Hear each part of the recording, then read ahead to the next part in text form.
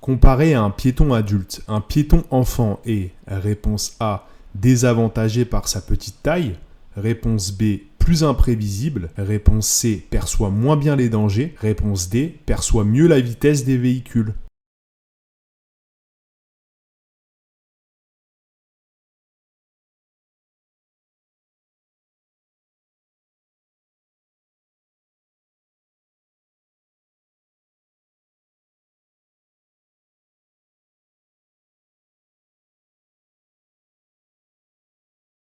Les enfants sont des piétons particuliers, leur champ visuel est plus étroit, ils ne voient pas aussi bien sur les côtés qu'un adulte, la signalisation n'est pas à leur niveau et ils ne voient pas au-dessus des voitures, ni à travers leurs vitres. D'autre part, ils repèrent moins bien l'origine d'un bruit, ne savent pas évaluer la distance qui les sépare d'un véhicule ou mesurer sa vitesse, et ils ont du mal à se concentrer sur deux choses à la fois. Tout cela les rend imprévisibles. Alors il faut particulièrement s'en méfier et ralentir à chaque fois qu'un endroit est fréquenté par des enfants. Donc comparé à un piéton adulte, un piéton enfant est, réponse A, désavantagé par sa petite taille, réponse B, plus imprévisible, réponse C, perçoit moins bien les dangers, réponse A, B et C.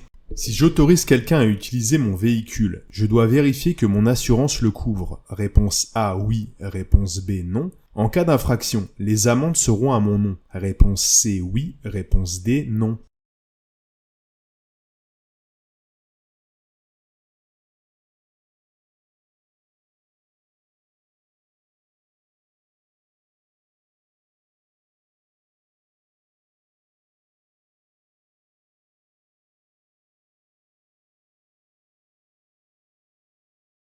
Si vous prêtez votre voiture à un tierce, vous serez couvert par votre assurance si le prêt est prévu et autorisé par votre contrat d'assurance. En effet, le prêt du véhicule à un tierce peut être interdit par le contrat ou autorisé seulement à certaines conditions. En cas d'accident lors du prêt de votre véhicule à une personne qui n'est pas autorisée par le contrat, l'intervention de l'assurance sera limitée.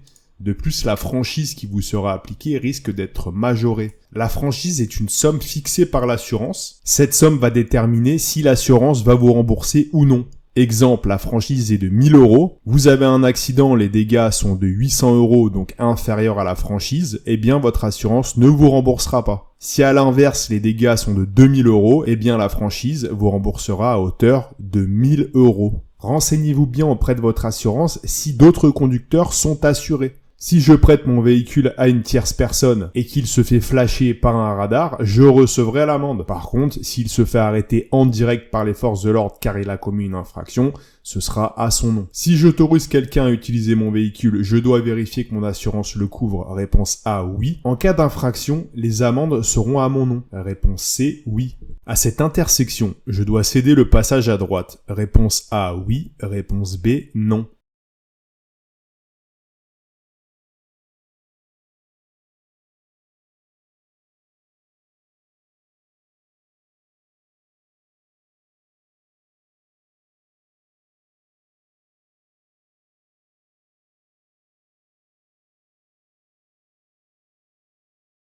Dès lors qu'une intersection abordée ne comporte pas de signalisation, il faut céder le passage à droite. À cette intersection, je céderai le passage au véhicule venant de droite. Réponse A, oui. Lors de la vente d'une voiture âgée de plus de 4 ans, le contrôle technique doit être vierge de tout défaut. Réponse A, oui. Réponse B, non.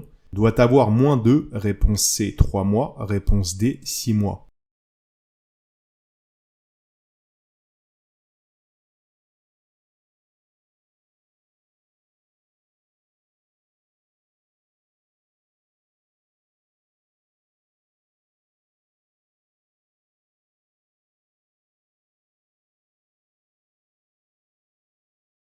Une voiture de plus de 4 ans doit être vendue avec un contrôle technique datant de moins de 6 mois. La seule exception, c'est si vous vendez ce véhicule à un garage ou à un concessionnaire. Pour les véhicules ayant moins de 4 ans, vous pouvez le vendre sans preuve de contrôle technique. Les différents points vérifiés lors du contrôle technique sont multiples, il y en a 133. Contrôle des équipements de freinage, identification du véhicule, direction, visibilité, feu, dispositif réfléchissant, essieux, roues, pneus, suspension, châssis, etc., etc.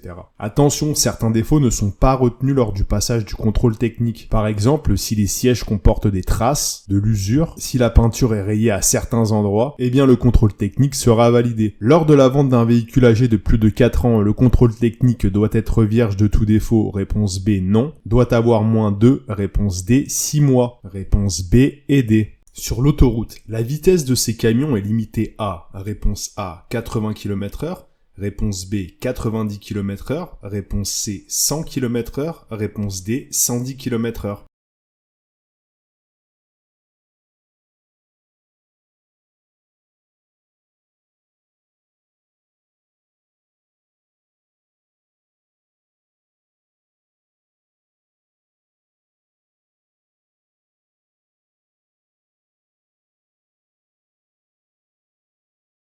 En France, les camions de plus de 3,5 tonnes sont équipés d'un limitateur de vitesse par le constructeur. 90 km/h est donc la vitesse maximale de ces camions sur l'autoroute. Hors agglomération, les camions tractant une remorque ou un semi-remorque hors matière dangereuse sont limités à 80 km/h et à 60 km/h sur toutes les autres routes hors agglomération. Au-delà de 12 tonnes, un poids lourd est limité sur l'autoroute à 80 km/h. Sur l'autoroute, la vitesse de ces camions est limitée à, réponse B, 90 km/h. Si je circule avec une roue de secours de type galette, je pourrais atteindre une vitesse maximale de 50 km/h, réponse A, oui, réponse B, non. 80 km/h, réponse C, oui, réponse D, non.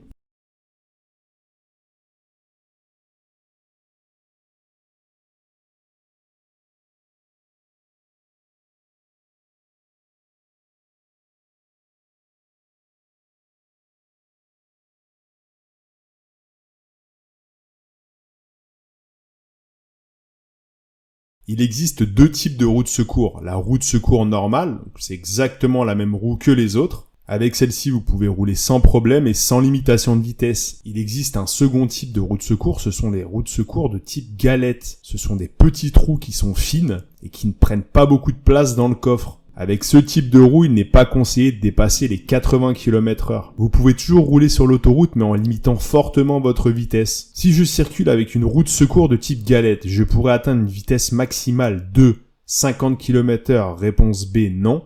80 km/h, réponse C, oui. Réponse B et D. En cas de panne de carburant, je risque une amende si je me trouve sur une route, réponse A oui, réponse B non, une autoroute, réponse C oui, réponse D non.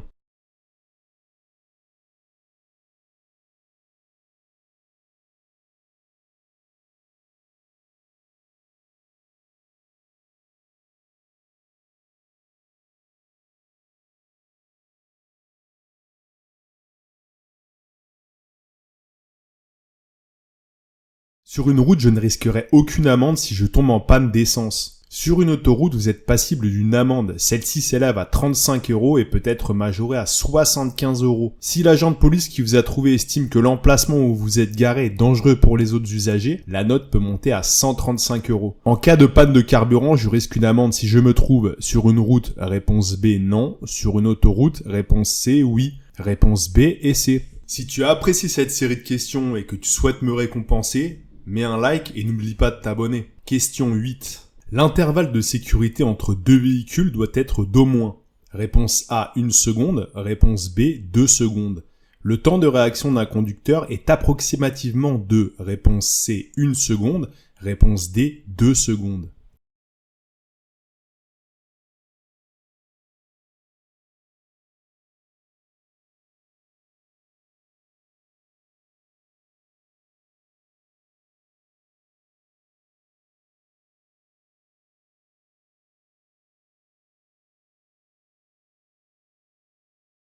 Ça, c'est une réponse à apprendre par cœur. Le temps de réaction, c'est 1 seconde et l'intervalle de sécurité entre deux véhicules, c'est 2 secondes. On considère l'intervalle de sécurité comme la distance d'arrêt. Donc c'est le temps de réaction additionné à la distance de freinage. Mon temps de réaction, c'est 1 seconde. Ma distance de freinage, c'est 1 seconde. Ma distance d'arrêt, mon intervalle de sécurité, représente 2 secondes. L'intervalle de sécurité entre deux véhicules doit être d'au moins Réponse B, 2 secondes. Le temps de réaction d'un conducteur est approximativement de, réponse C, 1 seconde. Réponse B et C. À ce passage piéton, réponse A, je vérifie des deux côtés en commençant par la droite. Réponse B, je vérifie des deux côtés en commençant par la gauche. Réponse C, je passe en regardant droit devant. Réponse D, je réduis ma vitesse.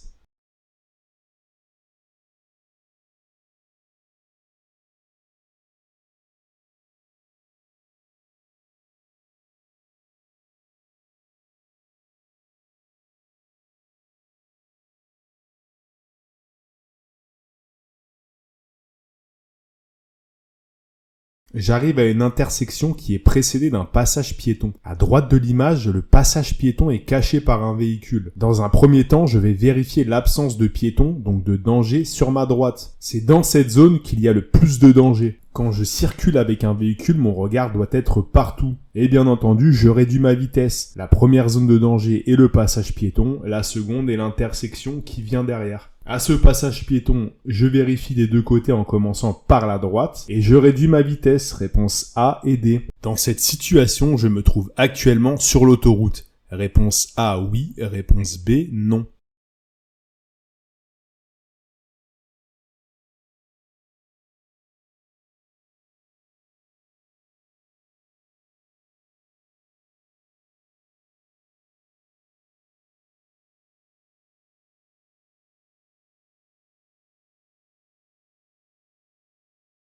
Sur une autoroute, il y a toujours une bande d'arrêt d'urgence. Dans le cas présent, il n'y en a pas. Ce qui fait penser à une bande d'arrêt d'urgence est en fait une voie. Des véhicules conduisent dessus. Dans cette situation, je ne me trouve pas sur une autoroute. Réponse B.